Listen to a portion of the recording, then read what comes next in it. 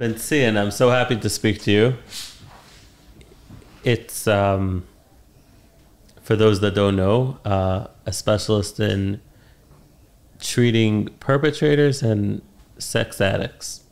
I find the topic of perpetrators a little more interesting, so let's focus over there.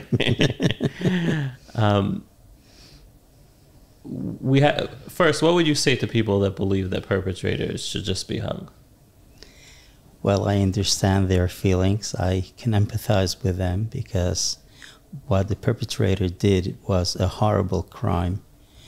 But most often, perpetrators themselves are victims. So you have a choice how to view them. You can view them as a victim, or you can view them as a criminal. In my work, I view them as a victim, and I help them manage their lives, comply with the mandated treatment from court or from CPS, etc. And most of them go on to lead healthy lives as long as they keep within their boundaries and a safety plan. What would you advise like a family or the surrounding people where maybe it's not as important to them, this one person, because they have to worry about themselves more than an individual has to worry about themselves, and they're coming to treatment and you have to help them better themselves. But to the family, what would you say to them? To the family of the perpetrator? Or friends or neighbors, or if someone's next door neighbor they found out their next door neighbor is a perpetrator, what would you tell them? Or if your next door neighbor was a perpetrator, what would you do? I would tell them to be very cautious, to have healthy boundaries, strong boundaries, and have faith. As long as they do what they have to do, they will get better. But again, as we know, chabdeu v'chashdeyu, you really need to keep a distance. You really need to tell your children that unfortunately that person has done things which a person shouldn't do, and be cautious of them. But nevertheless, when a person engages in treatment, they do become better. In mediation, we have a screening process where we vet out people that are either it's not safe to mediate or don't have the capacity for mediation. As a rule, someone where there's allegations or possible being a perpetrator, would it be wrong to just rule out people that are real perpetrators? It's very hard to say because I'm not really sure about the nature of the mediation and the nature of the case. I would say it's on a case-to-case basis.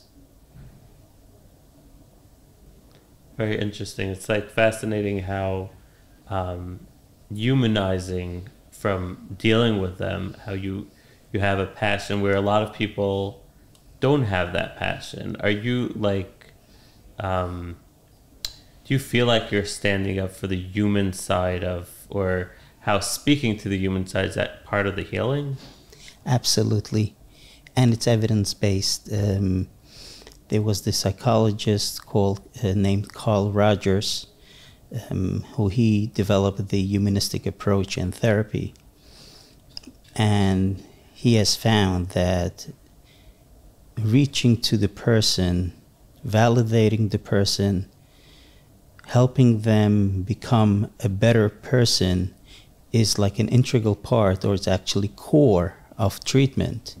And my treatment is focused a lot around the humanistic approach, because you need to have compassion.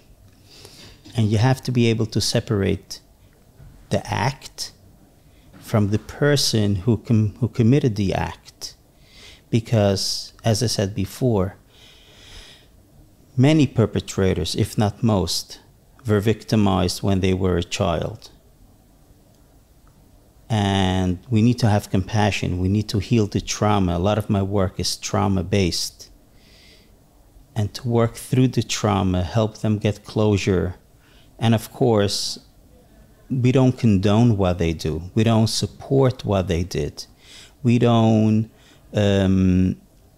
say that we don't minimize the wrongs. And this is actually part of treatment, to be able to take responsibility for what I did. And to be able to say, what I did was horrible and I feel guilty for it. And I'm paying the price for it. And through that, be able to find healing and develop a new personality. A lot of this, for the people that are going to be listening, is trivia. It's interesting. I want to go to very practical advice to everyone, because a lot of a perpetrator is breaking a boundary, especially an unspoken boundary, as significant as the act that they did. Mm-hmm.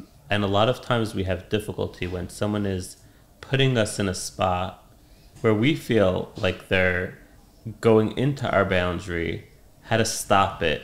And I'm not talking specifically a perpetrator, I'm talking in general, where we're feeling uncomfortable. What would your advice be for anyone in such a situation where they feel like their boundary is not being respected, it's being run over, and how do they stop that? Very good question. And it applies to every area in our life. It's not only perpetrators, it could be with neighbors, could be with siblings, parent and child, child and parent. The answer is a 2-word sentence: speak up. When you feel someone is violating a boundary, someone is crossing a boundary, just speak up and say, this is an area where you cannot go. This is an area where the line is. And especially with perpetrators, if, for example, you have a neighbor who is a perpetrator, or a neighbor who you suspect of being a perpetrator, there's rumors. You can say to them very nicely, you have no business speaking to my child, and just be firm. Sometimes easier said than done. There are people that are uncomfortable with their parents, their in-laws, their siblings. It's something like 90% is like people that and like of perpetrators, like in the perpetrator realm, but in general, every day. It could be a boss, it could be and there sometimes are ramifications for speaking up, mm-hmm. or imposing on something where the other person may not feel that way. True. So yeah, I guess the message is speak up, you're worth it, speak up for yourself, and you, if it's a boundary that you have the right for, you should be able to impose your right. True, absolutely true. See, therapy is not only for the person who is mentally ill, that they come to therapy to learn how to be better. Therapy is also for the healthy person, how to be healthier. So even a person who doesn't have like a problem, but they have a neighbor who has a problem, they have a parent who has a problem, they will benefit from therapy to learn how to be assertive, how to keep boundaries, how to stay strong. As they say what you mean what you say, but don't say it mean.